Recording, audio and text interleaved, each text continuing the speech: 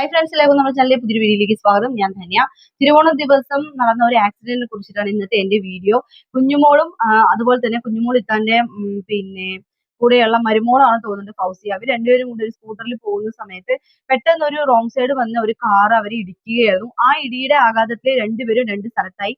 പക്ഷെ കുഞ്ഞുമോൾ ഇത്തയുടെ മേത്ത് കൂടെ ഒരു കാറ് രണ്ടു മൂന്ന് പ്രാവശ്യം പിന്നെ ഇടിച്ചു. അപ്പോഴേക്കും തൊട്ടടുത്തുള്ള ഒരു ചേച്ചി പറയുന്നുണ്ട്, അയ്യോ അവരെ ആ വണ്ടി എടുക്കരുതേ എന്ന് അവർ പല പ്രാവശ്യമായിട്ട് നിലവിളിച്ചെങ്കിലും ഇവരത് ശ്രദ്ധിക്കുന്നില്ല. അതിന്റെ ഉള്ളിൽ നിന്നുള്ള നിർദ്ദേശപ്രകാരം ആ ഇത്താനെ വല്ലാതെ 3 പ്രാവശ്യം വണ്ടി കയറ്റി ഇറക്കി ശരിക്കും പറഞ്ഞാല് കൊല്ലുകയായിരുന്നു. എന്നിട്ടും വണ്ടി നിർത്താതെ നിയന്ത്രണം വിട്ട് ആ വണ്ടി ഹൈ സ്പീഡിൽ പോയി. എന്നതിന് ശേഷം നാട്ടുകാരും പിന്നെ ഒരു ബൈക്കിലുള്ള ഒരാളൊക്കെ കൂടി ചേർന്ന് അവരെ വണ്ടി ട്രേസ് ചെയ്ത് അവരെ പിടിച്ചതും അവർ കൊതറി ഓടി ഒരു വീട്ടിലേക്ക് കയറി. അങ്ങനെ നാട്ടുകാരെല്ലാവരും കൂടി അവരെ പിടിച്ച് കൂട്ടിക്കണ്ടതുപോലെയൊക്കെ കൊടുത്തിട്ടുണ്ടായിരുന്നു. പക്ഷേ ഓണത്തിന് സദ്യയും കഴിച്ച് പിന്നെ അമിതമായി കഴിച്ച് എന്നിട്ടാണ് ഇവര് വണ്ടി എടുത്തിരിക്കുന്നത്. ആ വണ്ടിയുടെ ഉള്ളിലുള്ള ആളുടെ പേര് അജ്മലും അതുപോലെ തന്നെ ശ്രീകുട്ടിയുമാണ്. ശ്രീകുട്ടി എന്ന് പറയുന്ന ഒരു സ്വകാര്യ ഹോസ്പിറ്റലിലെ ഡോക്ടറാണ്. പിന്നെ ഈ അജ്മൽ എന്ന് പറയുന്നത് ഒരു കൊറിയോഗ്രാഫർ ആണെന്ന് പറയുന്നു. പക്ഷെ ഒരുപാട് കേസുകളുണ്ട്, ചീറ്റിംഗ് കേസ്, അതുപോലെ തന്നെ ഒരുപാട് കേസുകൾ ഇയാളുടെ പേർക്ക് ഉണ്ടായിരുന്നു. പക്ഷെ അതൊന്നും ശ്രീകുട്ടിക്ക് അറിയില്ല. ശ്രീകുട്ടിയാണെങ്കിൽ 1 വർഷം മുന്നേ പിന്നെ വിവാഹമോചിതയായിരുന്നു ശ്രീകുട്ടി. എന്നിട്ടാണ് ഈ ഒരു അജ്മലുമായിട്ട് പരിചയപ്പെടുന്നത്. വെറും 2 മാസം പരിചയം മാത്രമേ ഉള്ളൂ ഈ അജ്മലുമായിട്ട്.